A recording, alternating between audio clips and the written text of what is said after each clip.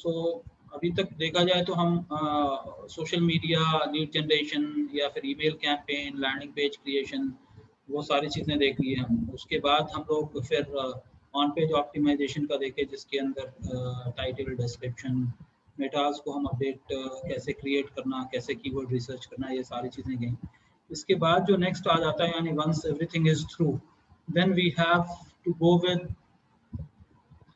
Of page optimisation, जिसको कहते हैं, जिसके अंदर हम लोग थोड़ा सा डिस्कस किए थे कि भाई जब हम एसईओ का ये देख रहे थे कि ऑफ पेज ऑप्टिमाइजेशन में कौन कौन से ऐसे प्लेटफॉर्म्स हैं जहाँ पे हम लोगों को अपनी वेबसाइट को सबमिट करना होता है। तो ये नेवर एंडिंग प्रोसेस है, राइट। तो फिर भी चूंकि हमारे पास ये प्रोसेस चलता रहता है, कंपनीज के लिए हम लोग काम करते रहते हैं, तो हमने इस चीज़ को कंसोलिडेट करके रख रखा है। आप देखेंगे कि इसके अंदर मल्टीपल शीट्स यहाँ पे हमने बना रखे हैं।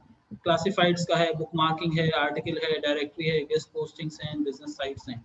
तो अभी जो ये जो लिस्ट है, ये लिस्ट मैं आप लोगों से शेयर कर देता हूँ। अब इसमें करना क्या होता है कि एक एक साइट पे जाना है और उस साइट में जाके आपको अपना लॉगिन क्रेडेंशियल क्रिएट करना है, साइन अप करना है, और उसके बाद जाके जो आप एक एक यूआरएल आपका है, जैसे होम पेज है एक, उसी तरह से प्रोडक्ट के अंदर है और भी 5 पेजेस हैं आपके, तो इंडिविजुअल जो पेजेस हैं उन पेजेस को सबमिट करना है। तो उसका टाइटल और डिस्क्रिप्शन पूछता है, तो टाइटल और डिस्क्रिप्शन ऑलरेडी आपके एक्सेल शीट में होगा, और आपने यूआरएल भी बना रखा है, यानी जो लिंक है वो। तो हर लिंक के लिए नया टाइटल, नया डिस्क्रिप्शन आपने जो बनाया हुआ है वही यहाँ पे डालना होता है। तो कुछ वेबसाइट्स होती हैं जो कि एक पेज एक्सेप्ट करते हैं, कुछ वेबसाइट्स होती हैं जो कि मल्टीपल पेजेस भी एक्सेप्ट करते हैं, लेकिन एक वेबसाइट के अंदर सारे पेजेस एक ही दिन सबमिट नहीं करना। इसमें से स्लोली आप 8-10 साइट्स को पिक कर लेना, उसको एक दिन सबमिट किया, फिर नेक्स्ट 10 साइट्स को अगले दिन सबमिट किया। तो ये नेवर एंडिंग प्रोसेस आप देखें तो इसमें कम से कम नहीं कुछ तो 200-250 इसके अंदर लिंक्स जो है हमारे पास अवेलेबल है। ओके, ऑलमोस्ट 240-250 लिंक्स यहाँ पे अवेलेबल है ओनली फॉर क्लासिफाइड वेबसाइट्स। तो जो क्लासिफाइड वेबसाइट्स है, किस तरह की वेबसाइट को क्लासिफाइड कहते हैं, जैसे सुलेखा है वो क्लासिफाइड साइट्स है, clicks.in है वो क्लासिफाइड वेबसाइट है, इंडिया क्लासिफाइड है, क्लासिफाइड फैक्टर्स है, फ्री क्लासिफाइड्स है। तो इस तरह के ये जितने भी लिस्टिंग्स हैं ये सारे फ्री क्लासिफाइड साइट्स हैं। इस पे हमको जाना है और अपने अकाउंट्स क्रिएट करना है, फ्री अकाउंट जो भी आपको क्रिएट करना है, और उसके बाद सबमिट करना है। ये कभी कभी क्या होता है, सबमिशन के बाद ये आपको एक कंफर्मेशन मेल भेजते हैं, उसके बाद उसको आपको एक्सेप्ट करना होता है, अप्रूव करना होता है। Now what I recommend over here is कि जो आपका पर्सनल ईमेल आईडी है या जीमेल अकाउंट है उसको सबमिशन के लिए यूज मत करिए। वजह क्या है कि आपको बहुत सारे फिर जंक मेल्स आने शुरू हो जाएंगे और आपका वो ईमेल आईडी एक तरह से स्पैम मेल बन के रह जाएगा। इसलिए आप क्या करिए, आप कोई दूसरा एक ईमेल आईडी क्रिएट कर लीजिए, जीमेल पे हो, याहू पे हो, जिस पे भी वो आप क्रिएट कर लीजिए। वो ऐसा हो कि जैसे फॉर एग्जांपल a2store.marketing@gmail.com, a2store.mktg@yahoo.com या याहू मेल या वाई मेल, जो भी आप क्रिएट कर लीजिए, और इनको सबमिशन, इनका सबमिशन करना है। तो ये क्लासिफाइड है। क्लासिफाइड में क्या होता है, आपको टाइटल देना है, थोड़ा सा डिटेलिंग देना है, फोन नंबर भी वो पूछते हैं, वो सारी चीजें डाल के आप सबमिट कर दीजिए। अगर आपके 4 स्टोर्स हैं तो चारों स्टोर्स के लिए अलग अलग आप सबमिट कर सकते हैं। उसी तरह से सोशल बुक मार्किंग साइट्स होते हैं, सोशल बुक मार्किंग में ज्यादातर होम पेज और इंपॉर्टेंट पेजेस सबमिट करना होता है। तो ये भी आपको क्या करना होगा कि आपको भी कुछ वेबसाइट्स फ्री हैं, सारे वेबसाइट्स फ्री हैं, but free in the sense आपको लॉगिन नहीं करना पड़ता, आप जाते हैं और वहां पे सबमिट करते हैं, वो एक्सेप्ट कर लेता है। कुछ वेबसाइट्स ऐसे होते हैं जो कि आपको लॉगिन करना पड़ता है। तो वही प्रोसेस है कि आपको साइन अप और वो पूरा का पूरा लॉगिन प्रोसेस आपको क्रिएट कर लेना है और फिर उसके बाद सबमिशन करते चले जाना है। तो ये बुक मार्किंग का है। उसी तरह से आर्टिकल्स, अब आर्टिकल्स में तो आपको थोड़ा लिखना पड़ेगा, इन द सेंस आप 200 वर्ड्स पैराग्राफ, 300 वर्ड्स के जो है आर्टिकल आप लिखिए, और ये सब फ्री आर्टिकल वेबसाइट्स हैं जिसके अंदर हम जाके सबमिट कर सकते हैं। इसमें ऑप्शन क्या होता है कि जब भी आप आर्टिकल सबमिट करते हैं तो आपको एक ऑप्शन मिल जाता है कि आप जो कीवर्ड है उस कीवर्ड को आप लिंक करके अपनी वेबसाइट की तरफ ट्रैफिक डाइवर्ट कर सकते हैं। तो जितना ज्यादा ये सारे ऑफ पेज ऑप्टिमाइजेशन आपका स्ट्रांग होता चला जाएगा, उतनी ही ज्यादा आपकी वेबसाइट को वेटेज मिलता चला जाएगा, बैकलिंक्स उसके बढ़ते चले जाएंगे।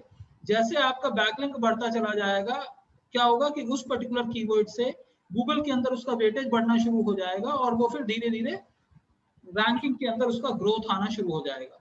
ठीक है, तो ये आर्टिकल है। आर्टिकल आपको मोस्टली ये है कि कम से कम 300 to 500 वर्ड्स के बीच में हो। बहुत अप्रिशिएबल जो आर्टिकल्स होते हैं वो 700 वर्ड्स के आसपास होता है। तो मैं ये नहीं एक्सपेक्ट करता कि आप रोज आर्टिकल लिखें, लेकिन ये है कि वीकली अगर एक भी लिखे, एक पर्टिकुलर प्रोडक्ट पे, दूसरे प्रोडक्ट पे, तीसरे प्रोडक्ट पे, अगर आप वीक में एक भी अगर आर्टिकल लिख रहे हैं, या एक मंथ में 4 आर्टिकल लिख रहे हैं या 5 लिख रहे हैं, कुछ ऐसा लिख रहे हैं, तो ये क्या होता है कि स्लोली आपका रिपोजिटरी, आपका जो ऑनलाइन प्रेजेंस बहुत स्ट्रांग होता चला जाता है। चूंकि गूगल कंटेंट को पसंद करता है, इसलिए जब आप ज्यादा कंटेंट आप पोस्ट कर रहे होते हैं तो गूगल आपकी वेबसाइट को क्राउल भी बहुत इजीली करना शुरू करता है। अब यहाँ पे आप देखेंगे कि एक कॉलम है जो कि लिखा हुआ है डू फॉलो। डू फॉलो का मतलब ये होता है कि इस वेबसाइट पे जो कंटेंट पोस्ट हो रहा है गूगल उसको फॉलो करता है, फ्रीक्वेंटली फॉलो करता है। कुछ वेबसाइट्स रहते हैं जिसमें नो फॉलो लिखा हुआ आता है। तो हम ये जो एक्सेल शीट बना हुआ है इसके अंदर जितने भी वेबसाइट्स है जो कि आर्टिकल रिलेटेड वेबसाइट्स हैं बट नो फॉलो, यानी उसके कंटेंट तो होते हैं बट गूगल बहुत फ्रीक्वेंटली नहीं करता या फिर उसको गूगल फॉलो नहीं करता, तो वो नो फॉलो लिंक्स टाइप का वो रहते हैं, तो उसको हम इग्नोर करते हैं। बट जितने भी डू फॉलो के हैं जो कि यहाँ पे आपको हम बना के दे रहे हैं आपको, सारे साइट्स के अंदर आप लॉगिन क्रिएट करेंगे, सबमिट करेंगे। जब आपका आर्टिकल अप्रूव हो जाता है, सबमिट होता है तो भी आपको मेल आता है, जब आर्टिकल अप्रूव हो जाता है तो भी आपको मेल आता है। कभी कभी ये पूरे प्रोसेस में इन द सेंस क्लासिफाइड तो खैर इंस्टेंट हो जाता है, book mark instant in the sense कभी एक दिन कभी 2 दिन, थोड़ा कम टाइम लेता है। बुक मार्किंग भी वैसा ही, आर्टिकल्स लंबा टाइम लेता है। आर्टिकल्स आपको कभी कभी 1 हफ्ता 2 हफ्ता 1 वीक 2 वीक 3 वीक्स, कभी कभी ये मोर देन दैट भी लेता है, बिकॉज ये फ्री है, हम इसको कमांड नहीं कर सकते कि यू जस्ट एक्सेप्ट अस। ठीक है, तो और उनके अपने अपने नॉर्म्स होते हैं कि आप इतने आर्टिकल्स लिख सकते हैं, इतने वर्ड के आर्टिकल्स सबमिट करिए, इतने कीवर्ड्स को आप हाइपरलिंक कर सकते हैं। तो ये जब आप करना शुरू करेंगे तो उनके गाइडलाइंस होते हैं, हर वेबसाइट के अलग अलग गाइडलाइंस होते हैं, आपको उसके ऊपर जाके उसके गाइडलाइंस को फॉलो करना है और सबमिट करना है। इस तरह से उसी तरह से बिजनेस डायरेक्टरी आता है कि भाई ये डायरेक्टरी जो है ये बिजनेस डायरेक्टरी है, ये एक जेनरिक डायरेक्टरी लिस्ट है।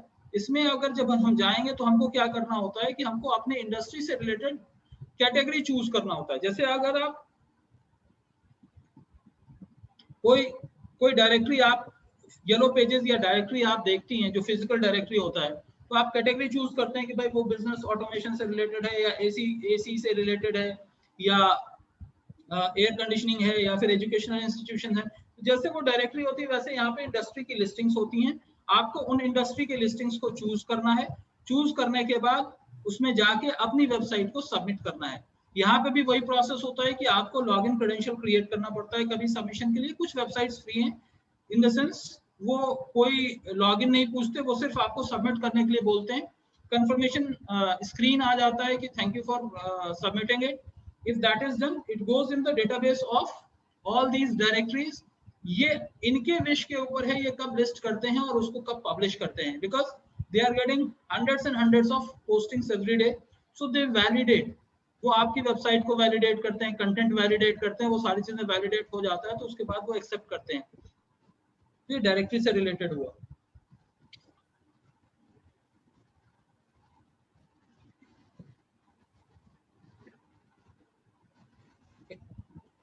उसी तरह से नेक्स्ट आता है blog posting, guest blog posting है। ठीक है, ये क्या है, ये आपको ये सारे ब्लॉग्स हैं जहां पे आप जाके वहां पे पोस्ट भी कर सकते हैं या फिर जो ब्लॉग्स लिखे हुए हैं उन ब्लॉग्स पे जाके आप अपने कमेंट्स भी पोस्ट कर सकते हैं।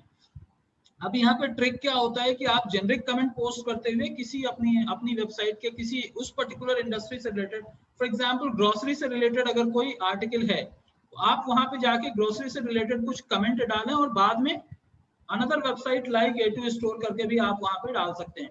तो ये एक ऐसा पैटर्न, ये एक ऐसी वेबसाइट, ये जो लिस्ट ऑफ वेबसाइट्स हैं ये ऐसी हैं कि जो आपको जो गूगल बहुत जल्दी इंडेक्स करता है, बिकॉज ये ब्लॉगिंग रिलेटेड वेबसाइट्स हैं।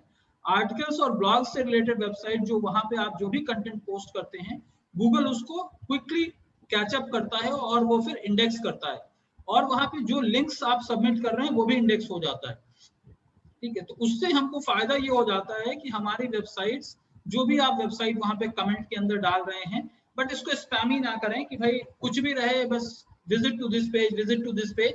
वैसे नहीं करना। अगर वैसा करना शुरू करेंगे तो आपके आईडी को ब्लॉक कर देंगे और फिर आपकी जो वेबसाइट है वो भी ब्लैक लिस्टेड हो सकती है। तो इसलिए हमको स्लोली जाना है, बट नेवर एंडिंग प्रोसेस के एतबार से स्लोली स्लोली हमको, ये रोज के एतबार से, हर दिन के एतबार से हमको इस चीज के ऊपर टाइम लगाना है। 1 मंथ अगर की हम प्रोसेस है पूरी। हाँ जी, कुछ बोले क्या? ये तो पूरी 1 मंथ की प्रोसेस है पूरी। ये 1 मंथ का प्रोसेस नहीं है, ये कंटिन्यूअस प्रोसेस है। इतने सारे वेबसाइट्स में आप, बहुत सारी। हाँ, तो ये कंटिन्यूअस प्रोसेस है। इसीलिए off page on page optimisation तो फिर भी लिमिटेड काम है कि आपने एक बार सारा कुछ सेट कर दिया, हो गया। ऑफ पेज ऑप्टिमाइजेशन तो रैंकिंग, जो ज्यादातर रैंकिंग आती है ये ऑफ पेज के एक्टिविटी की वजह से आती है और ऑन पेज के सप्लीमेंट करता है। एक बार ही आपने सारा कुछ ऑन पेज आपने कर दिया, गूगल ने उसको एक्सेप्ट कर लिया, दैट इज ओके। बट ये वो सारे काम है जो कि स्लोली स्लोली स्लोली आपके गूगल, आपके वेबसाइट के वेटेज को बढ़ाता जाता है। जब आपके बैकलिंक्स बढ़ते चले जाते हैं, अथॉरिटी बढ़ती चली जाती है, क्वालिटी कंटेंट आप पोस्ट करना शुरू करते हैं, तो गूगल उन चीजों को नोटिस करके आपकी वेबसाइट को वेटेज देते हुए कीवर्ड में रैंकिंग देता है। रैंकिंग ऐसे ही नहीं आता, रैंकिंग इन सारी प्रोसेस की वजह से आता है। जो अभी तक हम लोग पढ़े वो बस एक, मतलब बहुत से बहुत आपकी वेबसाइट अगर एक बहुत ही एक्सटेंसिव ई कॉमर्स वेबसाइट भी होगी तो उसका on page optimisation, meta tag, title बनाने में ज्यादा कितना टाइम लगेगा? 1 महीने का टाइम लगेगा। इवन इफ अगर 500 पेजेस हैं तो भी हम 1 महीने के अंदर कर सकते हैं। बट ये जो प्रोसेस है ये आपका 1 महीने का काम नहीं है, 2 महीने का काम नहीं है, ये हर दिन का काम है और कंटिन्यूअस काम है। अभी तो इतना हमने वेबसाइट बनाया, वेबसाइट निकाल के यहाँ पे लिस्ट किया है। एक हमारी टीम ऐसी होती है जो कि कंटिन्यूअसली उसके पीछे लगी रहती है कि कौन सी नई लिंक आई है जिसका कि गूगल के अंदर इंपॉर्टेंस थोड़ा सा है, उसका एक अथॉरिटी है, तो हम उसको फिर धीरे धीरे करके इसके अंदर ऐड करते चले जाते हैं। कि अगर अभी मान लीजिए कि आप 188 187 वेबसाइट्स है, ये स्लोली करते हुए अगले महीने शायद 200 तक पहुंचे, उससे अगले महीने फिर कुछ और बढ़ेगा, कुछ डिलीट होंगे, कुछ ऐड होंगे। तो ये प्रोसेस कंटिन्यूअस प्रोसेस चलता रहता है और ये नेवर एंडिंग प्रोसेस है।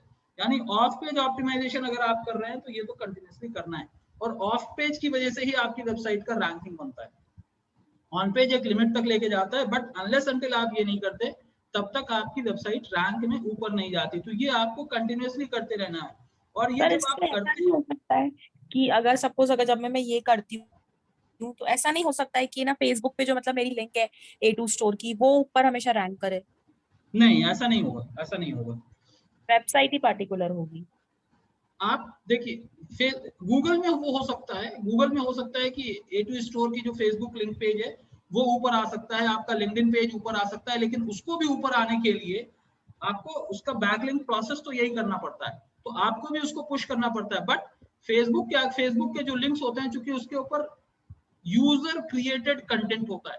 आप देखिए 2 तरह के कंटेंट होते हैं, एक यूजर क्रिएटेड कंटेंट होता है और दूसरा होता है कि जो नॉर्मली आप क्रिएट करके पोस्ट करते हैं। यूजर क्रिएटेड कंटेंट क्या होता है? जैसे आपने कोई चीज पोस्ट किया और नीचे बहुत सारे कमेंट्स आने शुरू हो गए, ठीक है, तो विकिपीडिया ये जो कमेंट्स आ रहे हैं, ये यूजर क्रिएटेड कंटेंट होता है। तो जहां पे यूजर क्रिएटेड कंटेंट होता है, फेसबुक उस तरह के प्लेटफॉर्म्स को लाइक करता है, इसीलिए वो पेजेस ज्यादा जल्दी गूगल में रैंक होते हैं। तो अगर आपका फेसबुक का पेज अच्छा परफॉर्म कर रहा है तो देयर इज अ चांस कुछ कीवर्ड से वो पर्टिकुलर पेज आपका A2 स्टोर का जो पेज है facebook.com/A2 स्टोर वो गूगल के अंदर परफॉर्म करेगा। बट आपकी वेबसाइट को परफॉर्म करने के लिए ये सारे प्रोसेस को करना है, क्योंकि आपकी वेबसाइट पे यूजर क्रिएटेड कंटेंट नहीं होगा, वहां पे वो कंटेंट है जो कि आप पब्लिश कर रहे हैं। ठीक है, तो जो आप पब्लिश कर रहे हैं उस कंटेंट की यूनिकनेस गूगल देखता है, कब पोस्ट हुआ, क्या फ्रीक्वेंसी है, उसके कीवर्ड डेंसिटी, जैसे हम लोगों ने पढ़ा कि भाई हम जब कंटेंट ऑप्टिमाइज करते हैं तो वहां पे कीवर्ड को हमको रिपीट करना होता है सो दैट हमारे गूगल हमको वेटेज दे। तो ये सारा जो प्रोसेस है ये इसीलिए है कि भाई हमारा बैकलिंक बढ़े, हमारी अथॉरिटी बढ़े और गूगल हमारे, अच्छा इतने सारे वेबसाइट्स पे अगर एक पर्टिकुलर वेबसाइट के मल्टीपल, मान लें कि 5 पेजेस हैं आपकी वेबसाइट पे और ये 200 वेबसाइट्स हैं फॉर एग्जांपल, तो 200 वेबसाइट्स में कंटिन्यूअसली अगर 5 पेजेस जा रहे हैं तो of course it will come in the notice of Google crawler. तो जब गूगल क्राउलर, क्योंकि ये सारे वेबसाइट्स को गूगल का क्राउलर रोज विजिट करता है, जब वहां पे आपकी वेबसाइट दिखेंगी तो गूगल का क्राउलर आपकी वेबसाइट पे भी जाएगा और फिर देखेगा कि भाई okay fine, this is also added. तो एक और वेबसाइट आई जिसने भी आपकी वेबसाइट का लिंक दिया, वहां से गूगल का क्राउलर जो है आपकी वेबसाइट पे पहुंचा। तो ये एक्टिविटी जितना बढ़ता चला जाएगा, जितना स्लोली ये फर्स्ट 2 मंथ्स में 3 मंथ्स में स्लो होता है। इसीलिए आप देखिएगा कि कोई भी एसईओ एजेंसी से आप बात करिए, वो कहते हैं कि 2-3 महीने तो आपको रैंकिंग आते आते शुरू होते होते लग जाता है। क्यों? क्योंकि ये जो फ्री की वेबसाइट्स हैं, ये इंस्टेंट लिस्टिंग्स नहीं देती। ये कोई 4 वीक्स में देंगी, कोई 6 वीक्स में देंगी, कोई 8 वीक्स में देंगी, कोई 12 वीक्स में देंगी। तो स्लोली जब ये कंसोलिडेट होकर कंपाइल होना शुरू होता है, तो गूगल इसको नोटिस करना शुरू करता है, फिर इसकी रैंकिंग बढ़नी शुरू होती है।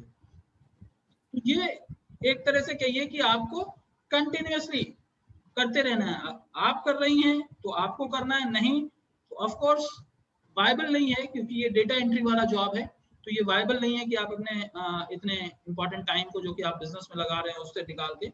बट ये है कि हाँ, कोई डेटा एंट्री ऑपरेटर वाले का इस टाइप से अगर किसी को अगर आप पकड़ते हैं, तो वो ये कंटिन्यूअसली काम जो क्लासिफाइड पे रेगुलरली पोस्ट करना है, यहाँ वहाँ पोस्ट करना है, वो कर सकते हैं। अब इसका फॉर्मेट क्या होगा, वो फॉर्मेट में भी मैं अभी आपको शेयर कर दूंगा, जो कि हम अलग अलग क्लाइंट्स के लिए हम लोग क्रिएट करते हैं और बनाते हैं, सो दैट आपको ये हो जाता है कि भाई हम किस तरह से क्लाइंट को हम सबमिट करते हैं, जो कि रिपोर्ट आप भी मेंटेन कर सकते हैं। ठीक है, तो ये आप मुमकिन है आपके समझ में आ गया कि क्लासिफाइड की वेबसाइट्स हैं, यानी ये जितनी आर्टिकल्स और ब्लॉग वाली ये 2 ऐसी वेबसाइट्स हैं जिसपे कि आपको थोड़ा सा लेंथी कंटेंट लिख के उसके ऊपर पोस्ट करना है।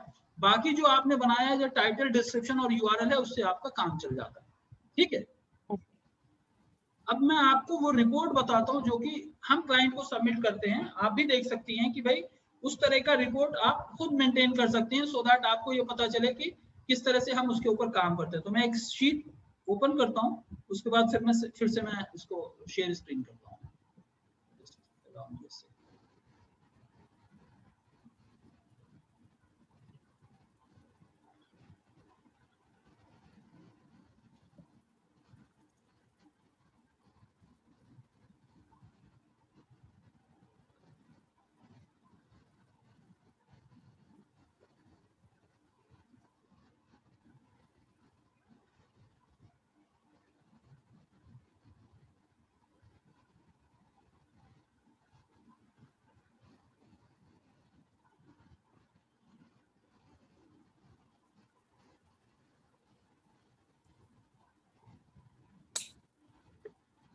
ये देखिए आपके सामने ये एक शीट खुला हुआ है। ठीक है, दिख रहा है ना? Yes sir. अब इसमें देखिए हमने क्या किया, ये जो अब ये फर्स्ट जो शीट है ये क्लासिफाइड का है। आप यहाँ पे देखिएगा, आपको नीचे आपको दिख के आएगा, जो फर्स्ट शीट है वो क्लासिफाइड का है, दूसरा बुक मार्किंग का है, तीसरा डायरेक्टरी सबमिशन का है, फिर इमेजेस सबमिशन का भी है, फिर आर्टिकल सबमिशन है, फिर यहाँ पे कोरा के क्वेश्चन आंसर्स भी हैं और भी। ठीक है, आर्टिकल सबमिशन है, ब्लॉग सबमिशन जो भी हो सकते हैं। तो धीरे धीरे करके यहाँ पे है, क्योंकि सारी चीजें आप एक साथ नहीं कर सकते। तो अब ये पेज बना है जिसके अंदर आप ये देखिए कि यहाँ पे फर्स्ट कॉलम हमने कौन से डेट में हम इसको सबमिट कर रहे हैं। ठीक है, उसके बाद आपको टाइटल जो आपने बनाया है वो आ जाता है, फिर उसके बाद डिस्क्रिप्शन का कॉलम आ गया। ओके, फिर जो प्रोजेक्ट का यूआरएल, इन द सेंस जो यूआरएल आपके 4 या 5 यूआरएल आप सबमिट करना चाहते हैं वो आ गए। ठीक है, अब उस पर्टिकुलर वेबसाइट में जो भी एक वेबसाइट आप चूज कर रहे हैं, for example classified for free में हम सबमिट कर रहे हैं, उस पर्टिकुलर का यूजर नेम क्या है, ईमेल आईडी क्या यूज किया, उसका पासवर्ड क्या है। अब इससे होगा क्या कि मान लें कि एक बंदा काम कर रहा है और किसी वजह से वो एब्सेंट है या आप चला गया वो, तो अब आपके पास ये पूरा का पूरा कंसोलिडेटेड रिपोर्ट होगा कि भाई जो है वो पर्टिकुलर वेबसाइट में सबमिट करने के लिए कौन सा ईमेल आईडी यूज किया गया है और कब सबमिट किया गया है। क्योंकि होता है कि अब 3 महीना गुजर जाने के बाद वो एक्सपायर करता है, फिर आपको जाके रीसबमिट करना होता है, या 6 मंथ्स के बाद या 4 मंथ्स के बाद वो एक्सपायर कर गया, फिर से जाके आपको रीसबमिट करना है। तो जब आपके पास ये चीजें रहेंगी तो आप बहुत इजीली कर सकते हो, राइट?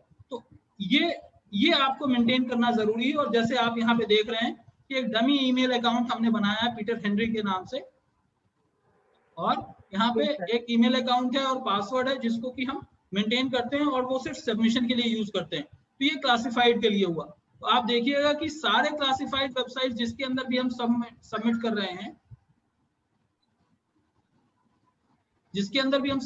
रहे हैं, वो यहाँ पे लिस्टिंग आती चली जा रही है, जो भी 4 या 5 वेबसाइट्स हम पकड़ के कर रहे हैं। उसी तरह से जब आप सोशल बुक मार्किंग में जाएंगे तो यहाँ पे क्या है, बुक मार्किंग का यूआरएल है, यहाँ पे क्या हमने कौन सा यूआरएल अपनी वेबसाइट का कौन सा लिंक हम सबमिट कर रहे हैं, उसका टाइटल क्या है, उसका डिस्क्रिप्शन क्या है, और ये आपको हैशटैग भी यूज करने का ऑप्शन देता है। तो चूंकि ये सोशल बुक मार्किंग यानी सोशल साइट्स है, तो हम जो कीवर्ड हमने चूज किया है, अपने रैंकिंग के लिए जो कीवर्ड चूज किया है, उसको हम यहाँ पे हैशटैग बना के हम यहाँ पे यूज कर सकते हैं। तो आप हैशटैग यूज कर सकते हैं। फिर उसी तरह से यहाँ पे user ID, email account, password, ठीक है, कौन सी कैटेगरी में हमने सबमिट किया है तो वो आप देख सकते हैं, कैटेगरी सबमिट किया है, किस डेट में सबमिट किया है, और सबमिशन हो गया है तो वहां पे सबमिटेड, अगर किसी वजह से इशू आ जाएगा, एरर आ जाएगा, तो वो ये आ जाता है। अब ये जो है पेज रैंक है या फिर डोमेन अथॉरिटी है, ये है गूगल की रेटिंग्स है किसी पर्टिकुलर वेबसाइट को, कि गूगल कितना उसको वेटेज देता है जिस वेबसाइट में आप सबमिट कर रहे हैं। तो अगर इसकी रेटिंग्स हायर होती हैं तो इसीलिए आप देखेंगे कि कोई भी रेटिंग आपको ज्यादातर जो है 50 से ऊपर की ही आपको रेटिंग नजर आएंगे। तो ये सब हाई अथॉरिटी रेटिंग्स हैं। उसी तरह से आप डायरेक्टरी में जाएंगे तो डायरेक्टरी में आपको डायरेक्टरी का लिंक है, वेबसाइट का यूआरएल है, यहाँ पे आपको हैशटैग आ गया। फिर उसके बाद आप देखिएगा यहाँ पे कैटेगरी, किस कैटेगरी के अंदर सबमिट कर रहे हैं। तो डायरेक्टरी, बिजनेस डायरेक्टरी जो है भी कैटेगरी लेता है। तो डिजिटल मार्केटिंग एजेंसी है या फिर इसी तरह की एजेंसी है, वो मार्केटिंग एंड एडवर्टाइजिंग में आएंगी। आपकी जो है ई कॉमर्स में आ सकती है, या फिर ग्रोसरी स्टोर के अंदर आ सकता है, या फिर क्लोथिंग के अंदर आएगा, ठीक है। तो अब यहाँ पे देखिए कि यहाँ पे आपको आ रहा है, जब डायरेक्टरी में सबमिशन कर रहे हैं तो ये कंफर्मेशन मेल आया या नहीं आया। तो कंफर्मेशन मेल आ गया तो यस है, उसको अप्रूव कर दिया तो हो गया।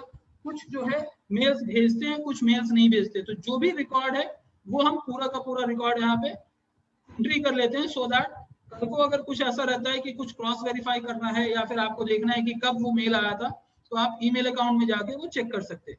उसी तरह से इमेज सबमिशन है, इसमें भी आपको ऑप्शन मिल जाता है कि भाई आप हैशटैग यूज कर सकते हो। आप देखेंगे जब गूगल में सर्च करते हैं तो बहुत सारे इमेजेस ऊपर आ जाते हैं, ठीक है।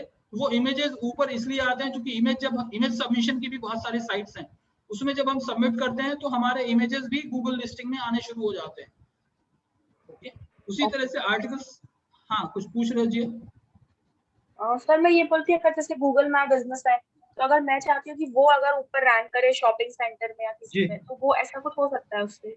हाँ हो सकता है, लेकिन आपको एसईओ का तो प्रोसेस यही पूरा करना पड़ेगा। ऑन पेज उस पे ज्यादा नहीं कर सकते, लेकिन ऑफ पेज में जो उस पेज को प्रमोट करने के लिए आपको तो ये प्रोसेस करना पड़ेगा, चाहे वो ब्लॉगिंग का है, चाहे वो सबमिशन का है। तो ये सारी चीजें करनी पड़ेंगी। प्लस आपको रेगुलरली वहां पे इमेजेस अपलोड करना है, वहां पे कुछ कंटेंट आपको अपलोड करना है, तो रिव्यूज आपको बढ़ाने हैं। तो गूगल माई बिजनेस को अगर आपको ऊपर लेके जाना है तो आपको रिव्यूज बढ़ाने हैं, इमेजेस पोस्ट करने हैं वहां पे, और उसका भी आपको थोड़ा बहुत एसईओ करना पड़ेगा, सो दैट वो धीरे धीरे करके पुश करेगा। उसमें भी आपको ऑप्शन आते हैं कि आप कीवर्ड्स डाल सकते हैं, उसमें भी आपको ऑप्शंस आते हैं कि आप कंटेंट अपलोड कर सकते हैं, अलग अलग कैटेगरी के सर्विसेज के अंदर जाके कंटेंट अपलोड कर सकते हैं, वीडियोस अपलोड कर सकते हैं, इमेजेस अपलोड कर सकते हैं, और इमेजेस को हैशटैग भी कर सकते हैं, कीवर्ड के साथ टैग भी कर सकते हैं। तो जब ये करते हैं तो फिर आपका गूगल माई बिजनेस का पेज भी ऊपर आना शुरू हो जाएगा। Okay sir. उसी तरह से आपको कुरा के अंदर बहुत सारे क्वेश्चन आंसर्स रहते हैं कि भाई मैं ये चीज कहाँ पे सर्च कर सकता हूँ। कुरा is basically question answer platform.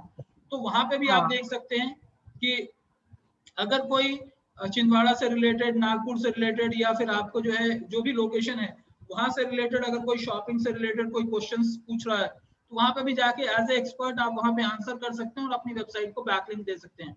कोरा बहुत ही ऑथेंटिकेटेड वेबसाइट है, तो इसलिए क्या होता है कि अगर वहां से आपको बैकलिंक मिल जाता है, आपकी साइट वहां एक्सेप्ट हो जा रही है, आप जब लिंक पब्लिश कर रहे हैं वो एक्सेप्ट हो जा रहा है, तो उससे ये फायदा हो जाता है कि आपकी वेबसाइट गूगल के अंदर थोड़ी जल्दी लिंक होनी शुरू हो जाती है।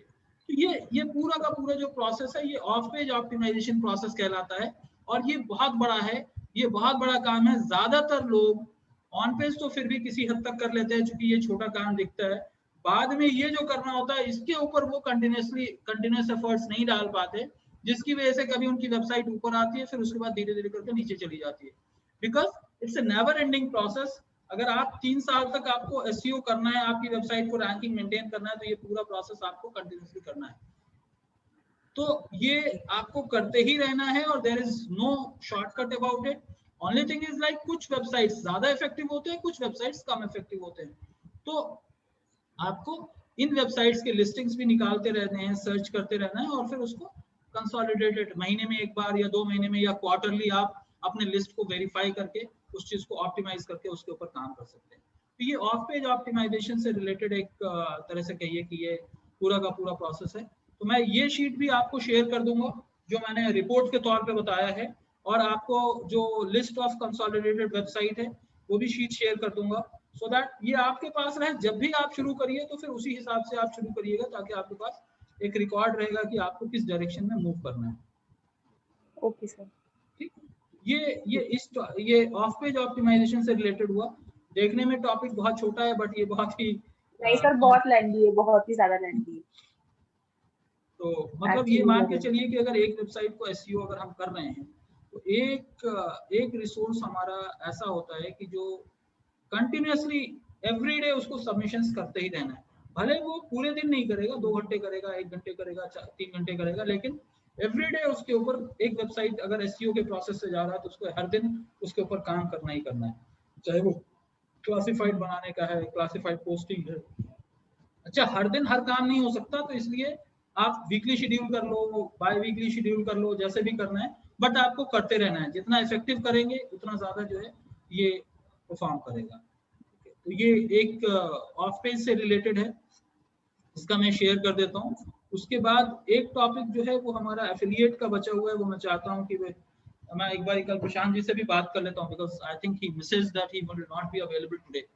तो एक एफिलिएट मार्केटिंग का हम एक टॉपिक कर लेते हैं, उसके बाद रिकैप कर लेंगे क्या हो गया क्या नहीं हुआ, और उसके बाद हम लोग फिर आगे बढ़ जाएंगे जैसे भी होगा। Will move towards closure of this complete. Okay sir, ठीक है। तो मैं बहुत ज्यादा आज को नहीं कर रहा हूँ, बट आप इसको थोड़ा सा, जो भी आपको थोड़ा सा टाइम मिला हुआ है उसके अंदर थोड़ा सा एक एक करके आप देख लो। मैं दोनों शीट्स आपको शेयर करता हूँ, बट दूसरा शीट जो है वो हमारे क्लाइंट का है, जरा सा कीप इट कॉन्फिडेंशियल, ठीक है।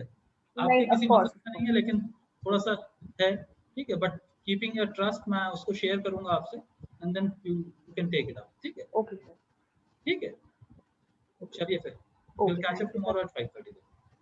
Okay sir, thank you.